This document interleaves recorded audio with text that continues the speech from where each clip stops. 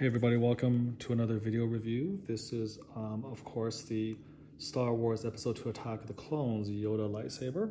It's a limited edition, 646 out of 2500.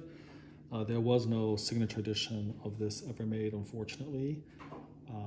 Frank Oz, who was instrumental in, of course, bringing Yoda to life, does not sign anymore.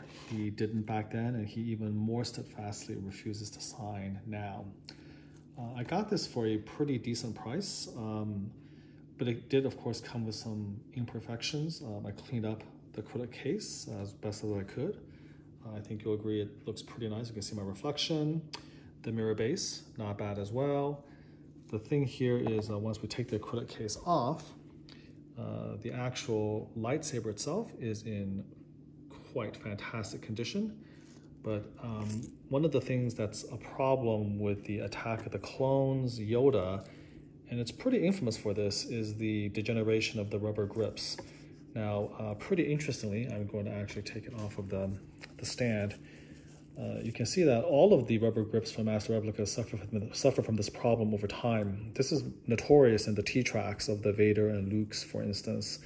They get sticky, and then the grip basically starts degenerating. So this is actually the rubber lining of it. So up close, you can definitely see it, kind of all the little bubbles. But then further away, it's not really that noticeable. It's fine. Interestingly, you can see over here, the center strip, this is clear. It feels like plastic. You can see that there's nothing. Okay, so it's kind of weird. You can see that there's nothing here. So why did they, why did they actually have the rubber, I guess, stripping, or the rubber strip, or the rubber covering for the parts of the grip here, but there's none for this grip.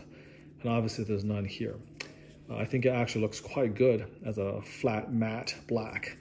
The metal is fine. So basically the way to take care of this, you either live with it, or you basically have to strip all of this off with alcohol. And there's what, 1, 2, 3. There's 3 of these we have to do. 4 actually. 1, 2. No, there's 3. So 3 of these we have to strip. And I've never done this before, but I have alcohol pads ready to go. And we have to turn basically this, and we have to make it look like this essentially. Okay. And I think if we do that, this will look very, very good, and I'll be able to finish my review and my thoughts on this lightsaber. I mean, one thing I can tell you already is I'm a little bit shocked. I know I knew this going in, but it's one thing seeing pictures and seeing auctions and understanding, and actually holding this in your hand. I mean, it looks like such a small little thing, like literally like a toy. And people are asking like 1,000 plus for this. It's like crazy. So anyways, I'm going to put this right back here. And, for you guys, it's going to be like a second. But for me, who knows how long it's going to take. I'm going to try to go ahead and strip it, and let's see what it looks like. Okay, I'll talk to you after the break. Hey everybody, welcome to another video review. This is of the Master Replicas Star Wars Episode 2 Attack of the Clones Yoda Lightsaber Hilt Limited Edition. No signature edition was ever made of this. What to say about this little tiny thing? There are 5 lightsabers that are sort of like the cream of the crop, the creme de la creme of the Master Replicas line. And I think I've done reviews on all of them. Mace Windu, Obi-Wan as first built, Darth Vader Duo Signature Edition. The Mace Windu obviously the Signature Edition. And then the 2 Jedi Lukes, version 2 Signature Edition and the Elite Edition. Those are the 5, top 5. And then we have, of course, the bottom 5, right? And in my opinion, the bottom 5 are battle damaged Darth Maul, Qui-Gon, Obi-Wan Kenobi from Attack of the Clones, and the 2 Yodas. So I will focus on the Yodas. I'm not like a big fan of like lightsabers for Yoda or even the Emperor, you know. I talked about this briefly in my YouTube review of the Darth Sidious limited edition that I turned into a signature edition, by the way, lightsaber hilt. I just feel like, you know, in my feeling at least, you know, from the original trilogy, it just feels like entities such as Yoda or the Emperor should have such a advanced knowledge and understanding of the Force that these lightsabers should just be toys to them. They should be above, you know, using them, needing them. They should be able to do whatever they need to do on offense and defense just with the Force alone. And in fact, you know, one way of showing kind of like so-called badassery is to reveal that. You know, the Emperor never wielded a lightsaber in Return of the Jedi. You know, lightning flowed from his fingertips to subdue Luke. You know, Yoda never used a lightsaber in Empire Strikes Back. He just lifted an X-Wing. You know, they were doing things in canon on film that we as audience members at the time had never, frankly, seen before. And I feel like, you know, having them use lightsabers kind of cheapens, in a way, you know, the gravitas of their role and their place in the pecking order. You know, the ultimate dark side and the ultimate light side user, so to speak. And in the recent Obi-Wan Disney Plus streaming show, you know, to show how much more powerful Vader was than these Inquisitors, you know, he took down, what is it, the second sister or whatever?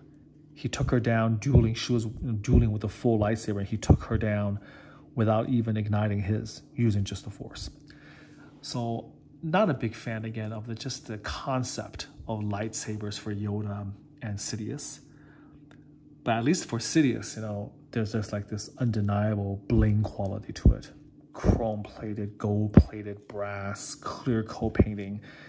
Just an amazing work of art in terms of design, you know. This lightsaber, not so much.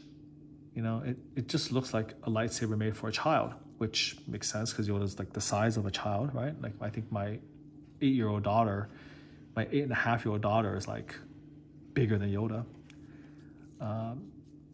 This is the certificate of authenticity.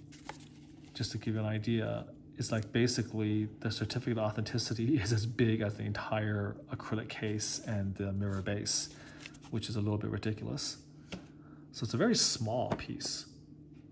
I don't know if this video is going to give you guys a idea, but you know, you can read about it, you can see photos, you can see auctions, but until you actually hold this in your hand, you don't realize how literally tiny this is until you do that, okay? Just wanted to put that out there.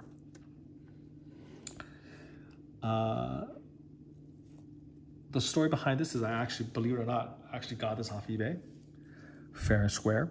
Didn't try to make a deal outside of it or anything like that. He had it for a while. And I basically just put in $450 shipped, best offer, you know. He took it. Nice guy. But man, this guy obviously was not a big collector. He's the original owner. And I mean, I don't want to say he trashed it. He didn't.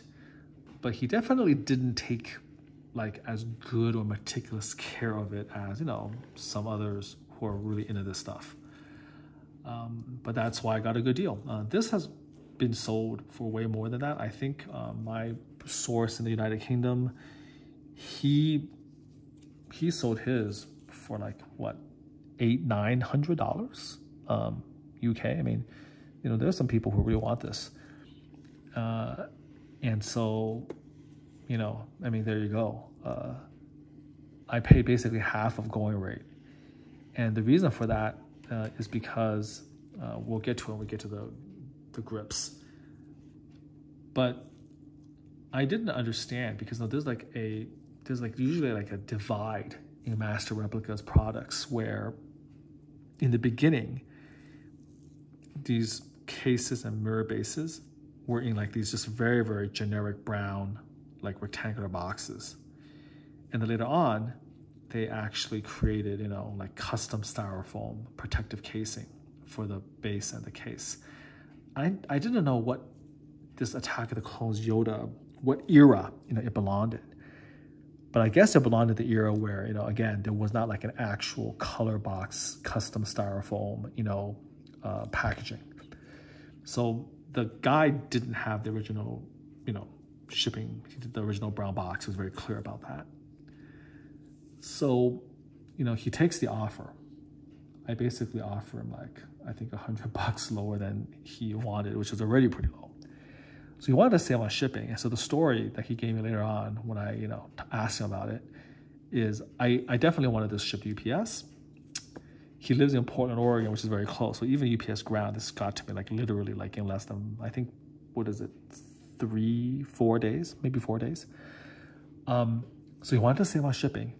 And the only way to do it was he put this, if you can believe it, in like a shoebox.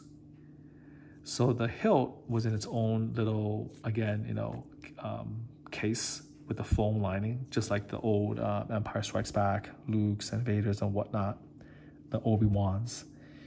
So the hilt's protected, but he literally just put this mirror base with the 2 feet. He just put it right next to the box, no padding, no peanuts, nothing, like a little tiny piece of bubble wrap, which did nothing. And then he just laid this acrylic case on top of the box and the base and just basically shipped it off. No real, it was insane. It was like, honestly, and you know, he's, like I said, he's a really nice guy. So no offense meant to him if he's watching this. Absolutely the very worst packing I have ever seen on a master. It was a literal goddamn miracle that this thing came without like the case and the mirror base and they come completely shattered. This is like watching like a mirror, you know, being thrown off a 2nd floor window and somehow landing on the street in the exact orientation where nothing shatters. I can't even believe it myself. These things are usually so fragile.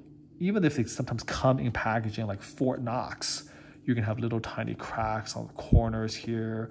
You can have a little crack on the base of the mirror. You may have a little crack near the, you know, the acrylic legs. It happens if you just look at them wrong. How this thing survived in a shoebox with like 1 or 2 layers of bubble wrap. It was like 1 piece of bubble wrap, man. I don't know. So I told that guy he better go buy a lottery ticket because it was actually mind-blowing that it came here in 1 piece. So that's the story of how I bought it and how it got to me. I just could not believe it. And then, of course, I opened up the box, right? I just, you know, I click and fold it out. And I was just so disappointed by this thing, man. It literally looks like a little toy. It's so light. I mean, I know it's metal and all that, right? But it's just like so tiny, so light. It feels like a child's toy. And I was like, damn, man. The plaque hadn't even been affixed to the base yet. So I got the honor of peeling off the double-sided tape and just basically popping it on. This acrylic display case has seen better days, but I brilliantized it. Hopefully, you know, as I'm turning this around from normal viewing distance, you can see that it looks pretty darn good. There are going to be little tiny scratches, imperfections, things like that. But I think overall, I hope you'll agree that after giving it the polishing treatment, it looks very good, still reflective. We're going to take this off now. Put it aside. And then I'm going to put, again, my black backing on it. So you can better appreciate this without all the glare and the distraction.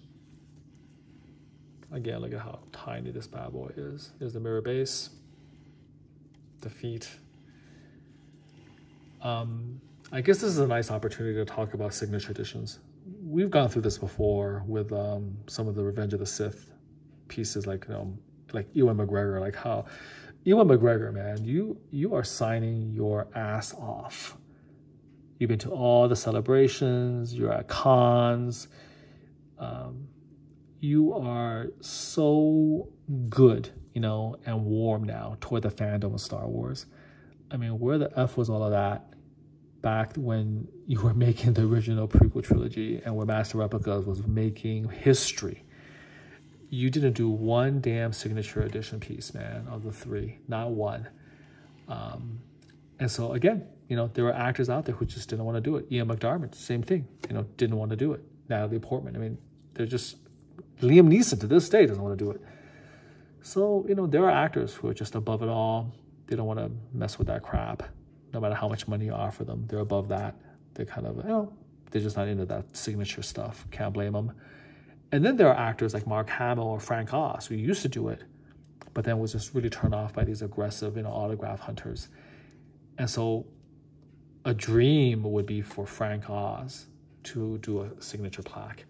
And I actually have a custom signature plaque made by Ariel, but it's going to be impossible to get Frank Oz's, you know, like authenticated signature on that. But that, what I mean by authenticated means that a company has to be there and actually visually see him sign my plaque, and then they'll actually then put a sticker with a serial number that you can check online.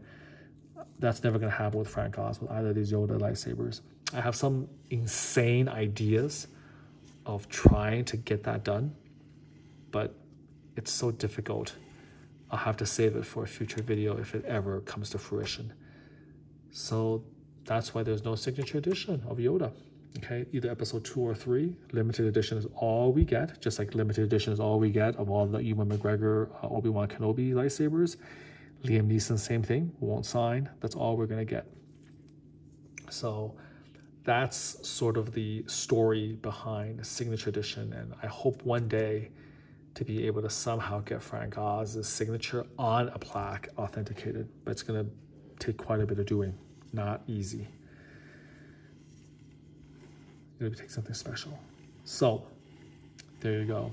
I find it amusing that Frank Oz's signature can go for close to $1,000, and this thing here is like, you know, basically, you know, half that.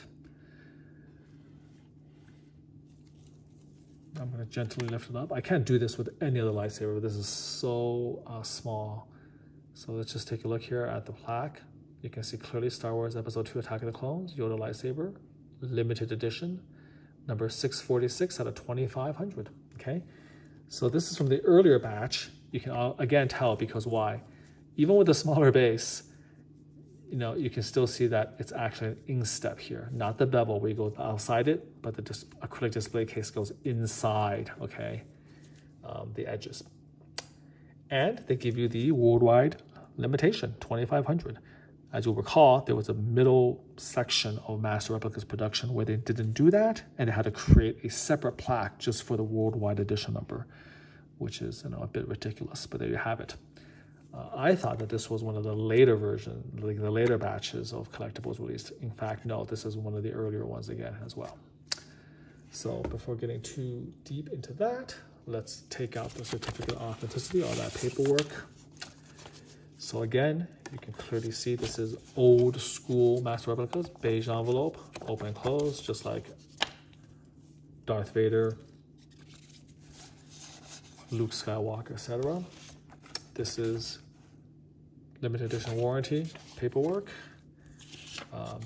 The guy decided to actually put the acrylic cleaning instructions here because, again, this is normally in the brown shipper. He didn't have that, threw it away, so he kept it with the certificate of authenticity stuff. Here's the product catalog, 2002, guys. So this Yoda Attack of the Clones must have been one of the very first batches.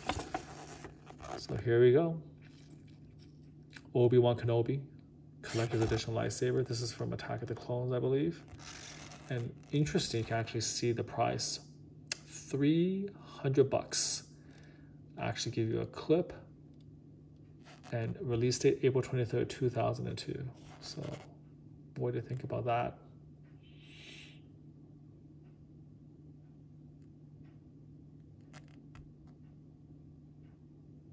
A museum quality walnut and acrylic display case may also be purchased separately. So there you go there, original price. Nice to always know that. And of course we have the Count Dooku, all 2002. And then we have here Anakin, the FX lightsaber. Over here on the bottom, you have the Darth Vader lightsaber. These are all the effects versions. And then we move on over here, and this is it, guys. This is the Yoda Attack of the Clones. That's the best quote he can give us. May the Force be with you. Well, that's what he says to Obi-Wan, Attack of the Clones. I mean, there's not anything better he can show us. So here you go. The only license for creation, Yoda's lightsaber, authorized and endorsed by Lucasfilm. Attack of the Clones has a distinctive look with the size, and I like the reflection of Yoda's unique stature. Yeah, I mean, God. Machine die-cast metal components. Walnut acrylic display case is included. I got news for you guys. There's no way that this is 1 pound and then Obi-Wan Kenobi lightsaber is 1 pound, okay? There's no way. It's more like 1 ounce. But it's $50 cheaper, so just $250. Like, just imagine that. Like, some of these hilts, guys, are like $3,000, you know what I mean? And basically this lightsaber retailed for $249, and I bought it for $450. So basically I paid $200 extra over 20 years later. That tells you all you need to know, man, about you know, the value. But here you go. When did it come out? April 23rd, 2002. So 21 years ago. This lightsaber was definitely, literally one of the very first ones to be released. And the very fascinating stuff actually at the back, you can actually see all of the different products and the release dates. This is, you know, definitely one of the earliest you know, releases. And then here you have their display case. So there's a separate display cases for Skywalker, Obi-Wan, and the Count Dooku lightsabers. Of course, if you got the signature edition versions, then you know, they include the display case with it.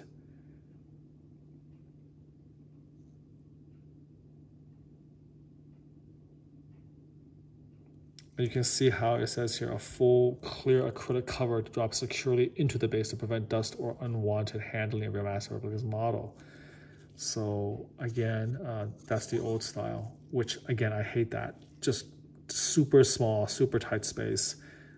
The worst offender was the Empire Strikes Back one. Ugh. As you can see, it was only $50.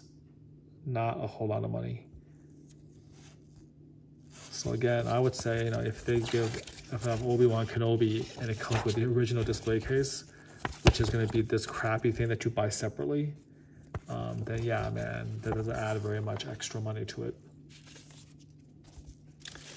This is what the aluminum plaque came in, actually still wrapped. Here is the certificate of authenticity.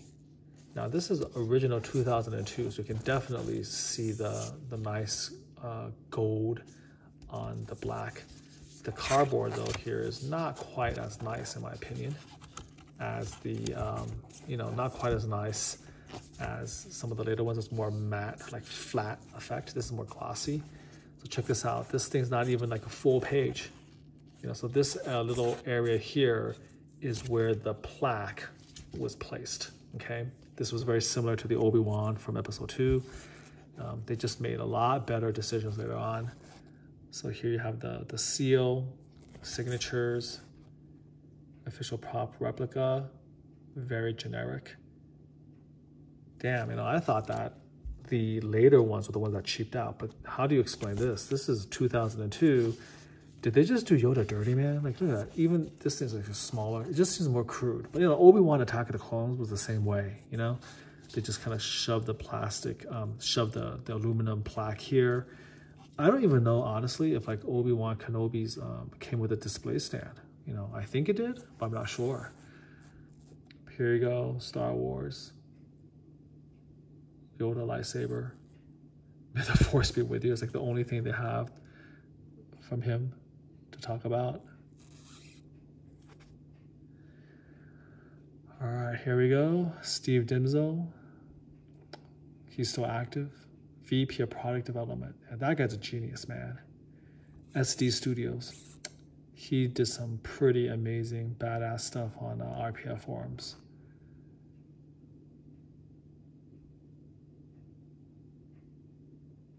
Wow, that's pretty insane. He actually produced the lightsaber for the movie. That's crazy.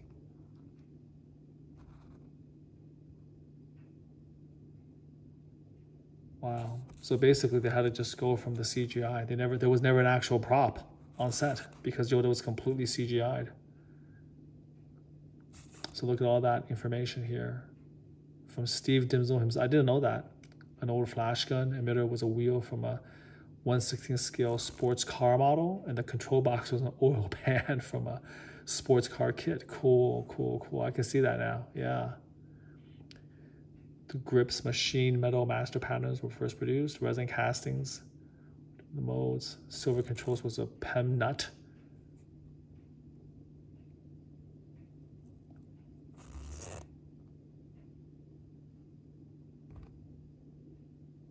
One inch longer. My God, Steve's original version was even shorter than this. That's insane.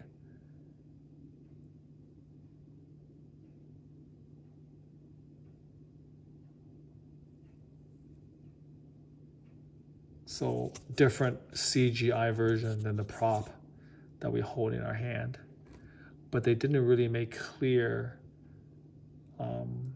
they didn't make clear what we have in our hands. Is what we have based on the film CGI version or the original prop made by Steve Dimzel?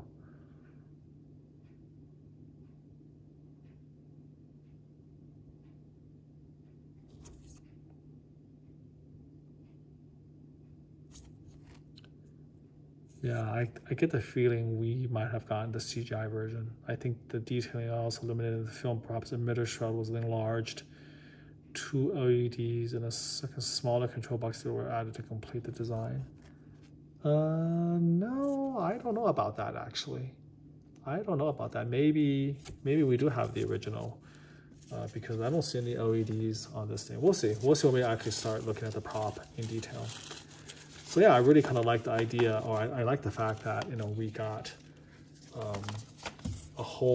we got that brochure. Those brochures are very, very precious because, oh, by the way, I didn't take all of this out. We have the normal registration and the Collector Society cards. So yeah, this guy was the original owner. He kept all the paperwork, so good for him. But buddy, you kept all the paperwork, but you threw away the brown shipper. I mean, what is the explanation for this? It's not like this brown shipper would have taken that much room. You know what I'm saying? Like, what were you thinking? It's one thing if you bought like 20 of these, or you were buying like, Millennium Falcon size, but like what's going on here? This thing was literally less than a shoebox. You threw away the brown shipper. Why did you do that? If you had the brown shipper, you might have sold this thing for way, way more, So anyways, yeah, not to mention, like, did you even display this? I just wonder about that because, like, you didn't even put the plaque on there. So maybe you didn't even display it. I don't know. But if you didn't display it and it was basically locked away in its box for all these decades, that just shows you the problem with the rubber. Okay, so let's take a look at this thing. So sports car. This is the LED right here. You know what? This is the movie version, I bet. I bet this is the movie version. You have the extra little details, the little nut here, the larger shroud right over here. And then this is the wheel from, again, the sports car kit. So light compared to everything else. Right on over here. You can see the details here and then here. And then this is, of course, the shroud in flat black. So yeah, so basically we've been through this before. Let me show you here, by the way, the pommel. 2002 Master Replicas LLC. How crazy is that? So old, 21 years old, guys. So basically, with the older hilts, especially again, the Empire Strikes Back, the Vader New Hope versions, like so, Darth Vader from New Hope, lesser extent, Empire Strikes Back, Luke Skywalker from Empire Strikes Back, the Yodas, all these grips, okay, had this rubber coating put on them. Steve Dimzel made reference to this even just a few months ago. He said this is one of his great regrets. He got talked into it by one of those factory reps. Apparently they really talked it up. He thought it would be really cool, you know, this kind of rubber grip. It wasn't even honestly like,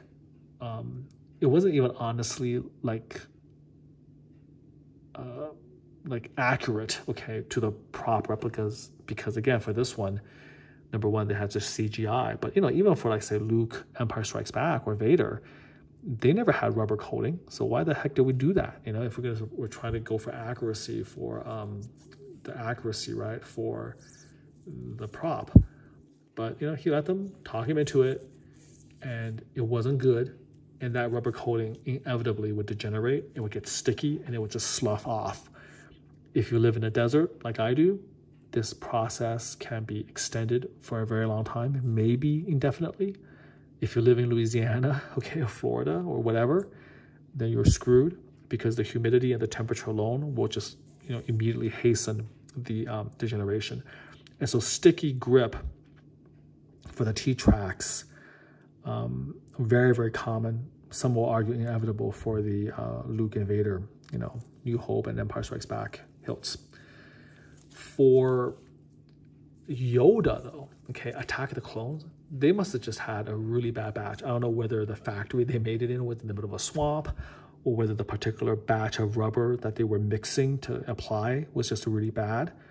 But there's very few Attack of the Clones, you know, Yodas that doesn't have the rubber on these grips. There's 1, 2, 3, 4, right? One, yeah, so here goes. 1, 2, 3, and then 4. So these 4 grips, there's very few Yodas where the rubber is not basically coming apart on these grips. And if you look very closely, what you will see is you will see essentially the coating bubble. And it's the bubbling is basically the little areas in the rubber that's just basically popping through and breaking down.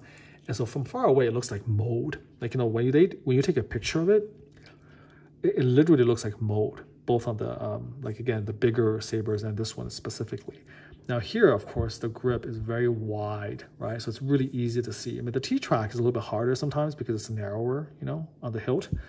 But on Attack of the Clones Yoda, this is very large grips. You can easily see it. And when you get it in person, you realize, oh, it's not mold. It's not really even white. It's just basically the rubber, you know, coating finally breaking down in multiple little places. And so even if you have this like literally sealed, you know, in the box, time will create this. The coating will fall off, will basically degenerate. There was one guy who wanted to sell this version of this to me for like $1,000. I can't even imagine how I would feel if I paid $1,000 for something like this. But yeah, you know, he wanted to sell for $1,000, which by the way is not out of line. I mean, you know, there was a eBay auction just a few months ago that was like what, $850, $900? I don't know. You know, it was high. It was high, and it was well over $450. But you know, his justification to some extent was like, hey, you know, I got a perfect Yoda Attack of the Clones. It's been unopened, never been displayed. It's in the box, still it's like shrink wrap.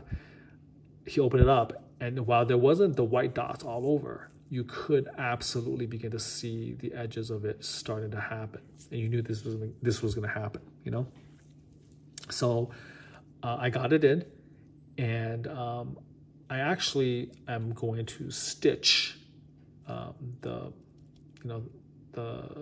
front part. I think I did a little mini like introduction without even a review. And so I'm going to stitch that into the front. So you're going to see that, and you'll see what it looks like. And the way you take care of it is honestly pretty simple. You just take like an alcohol wipe.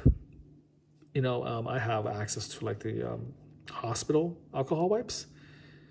But if you don't, it's not a big deal. You can buy those online. Just take an alcohol swab or wipe. You just rip it up, and you just basically start, you know, going back and forth. And honestly, it took me about 5-6 minutes.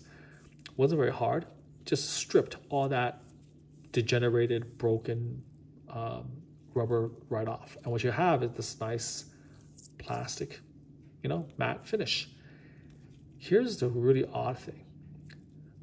This grip never had the rubber. I don't know whether it was just this lightsaber or it was in all of the Attack of the Clone Yodas, but it's almost like they forgot to put the rubber coating on one of the grips. I hope that's what happened. That would be so amazing. It'd be so hilarious. But no, this grip is the same type of paint finish as this, okay? And you can see that, right?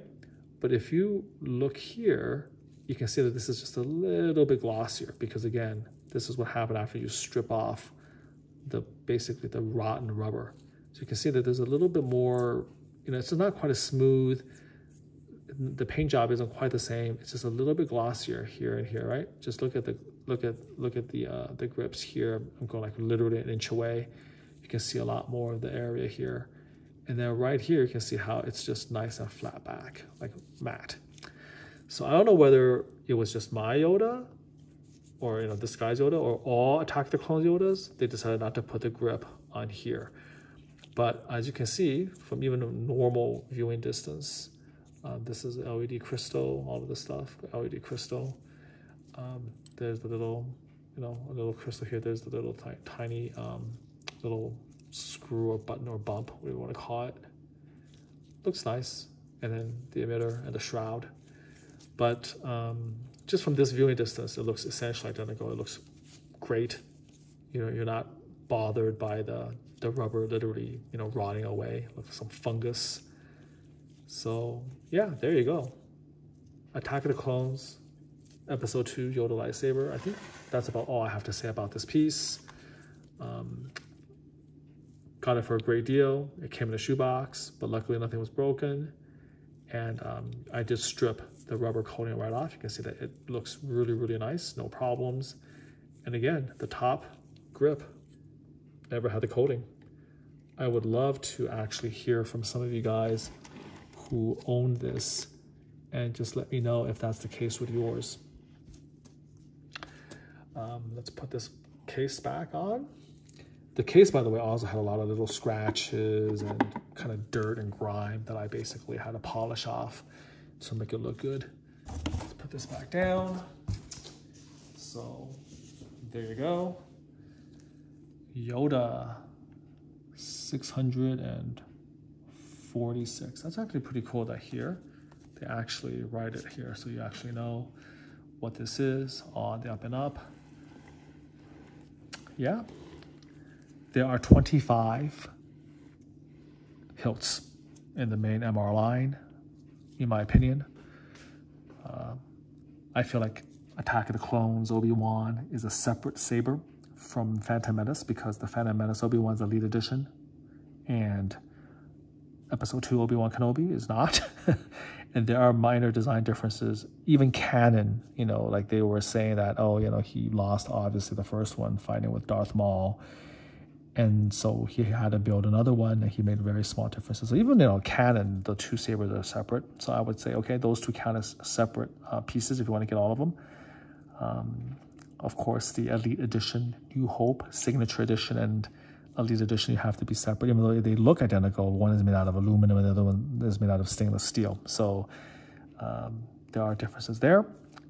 And of course, you know, version 2, version 1 for Return of the Jedi Luke is clearly separate as well. So there's 25 of them. With this piece, I will have sourced 19 of them. So I still need Anakin Signature Edition, Darth Maul Signature Edition, Obi-Wan Weathered, Yoda Revenge of the Sith, Qui-Gon from Phantom Menace, and Obi-Wan Kenobi from Attack of the Clones. Those are the 6 lightsabers. I still need to have all 25 of the entire Master Replicas line, which if you think about it is pretty insane. I'm happy that I actually got a good deal on this. It's about time I got a deal on one of these guys. Most of the time they're so expensive to begin with. So I hope you enjoyed, you know, some of the history, a little bit more relaxed right now. I just did the review on my Obi-Wan Kenobi as first built. So yeah, I didn't think that I would take over 30 minutes to talk about this because it's so small. but I guess, there was a lot actually to talk about. I hope you enjoyed looking at some of the close-ups and the details of this hilt. And also you can, pause and read some of the background information. This is actually designed by Steve Denzo himself. And it was so good that actually, people from the Lucasfilm actually adopted it. I mean, how amazing is that? If you're doing this sort of work, you're doing custom stuff, and then like you actually catch Lucasfilm's eye and they actually use your design. I mean, I would be trying to use that to angle for a job with them, man. So that's pretty crazy. Great story. So yeah, I mean, I wish I could say that this is like, a hidden gem, a beauty. But I gotta tell you, having done, with 19 of them and having done reviews on most of them, I have to say this is probably the worst one. I would say number 25. I had put Obi-Wan from Attack of the Clones as number 25 just because it seems so pointless, an almost identical version, But yeah, this is definitely, I think, number 25. Let's see what battle-damaged Darth Maul shows me. Let's see what Yoda Revenge of the Sith shows me. Let's see what Attack of the Clones Obi-Wan shows me. I don't think Qui-Gon will ever go that low because it is a unique hilt after all, But yeah, definitely the bottom of the low tier is going to be the Yodas and the Attack of the Clones Obi-Wan for sure. All right. Thank you for watching. And until next time, do take care.